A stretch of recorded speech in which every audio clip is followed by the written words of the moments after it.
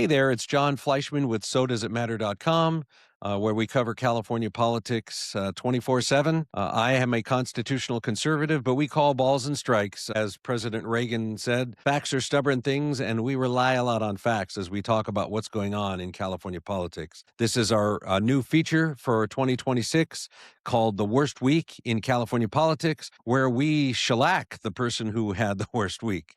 First of all, we got a couple of runners up. My first runner up would be State Senator Scott Wiener of San Francisco. The senator is running for Congress for the seat being vacated by Nancy Pelosi. It was a little bit of bump in the night as he announced his candidacy for Congress before the congresswoman announced her retirement.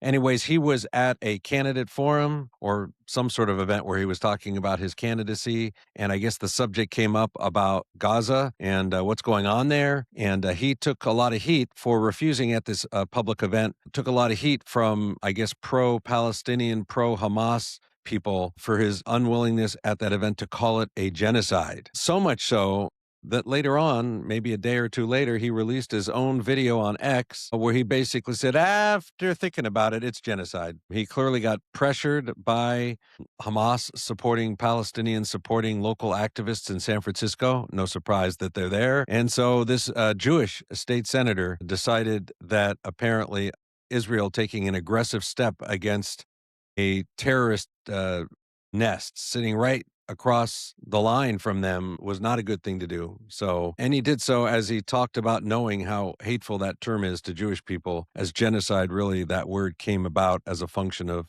talking about the Holocaust.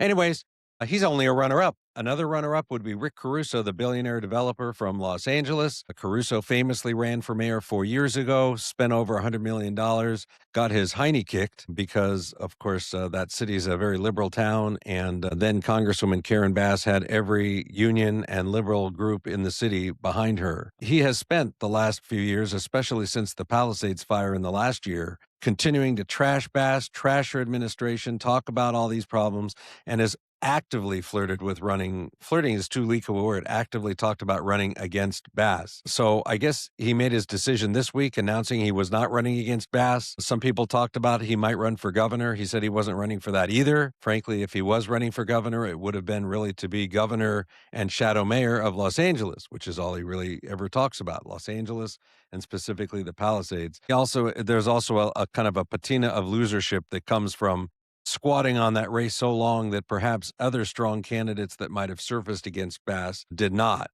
There are a couple of other people running, and it remains to be seen whether or not they could actually put anything together that could beat the Democratic corruption machine of Los Angeles and their candidate, Karen Bass. But the worst week in politics this week goes to none other than Attorney General Rob Bonta. Bonta, for a while now, has been openly flirting with his desire to be the governor of California and jumping into the governor's race.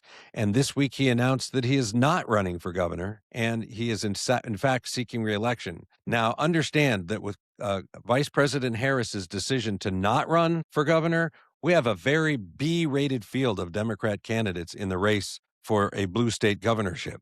I mean, it's really pathetic and really bad. And frankly, Bonta, at some level, as the sitting attorney general, would have risen above that crowd a bit, especially because Prop 50 and the way that campaign was handled kind of demonstrated that one way to win effectively in California is to run as the anti-Trump candidate.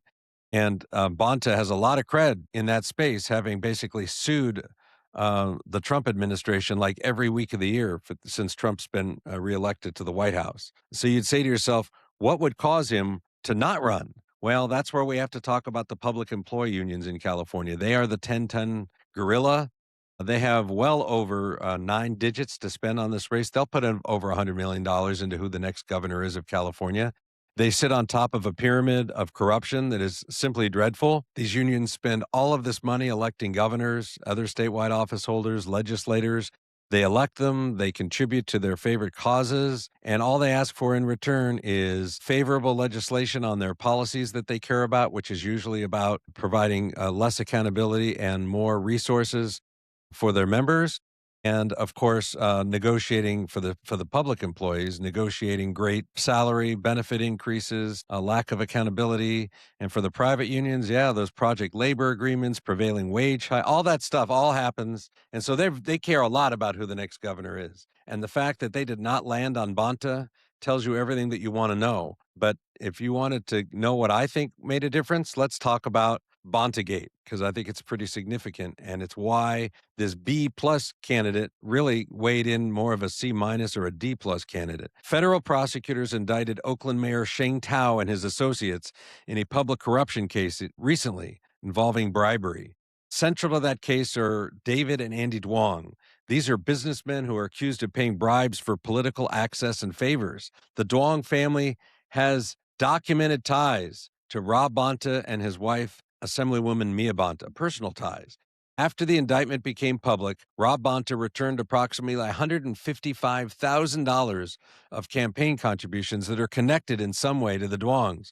But that wasn't really the biggest eye opener. The biggest eye opener is that it was revealed shortly later that Bonta's reelection campaign paid roughly $500,000 or $486,000 to be specific, up to a certain point, to the law firm in the Silicon Valley of Wilson, Sonsini, Goodrich, and Rosati. They're a very well-known IP firm, tech firm, but they also have a thriving white-collar criminal defense practice. And he paid them for their legal and accounting services. These payments were made from his campaign funds, not personal funds, which drew an FPPC complaint, which we could talk about.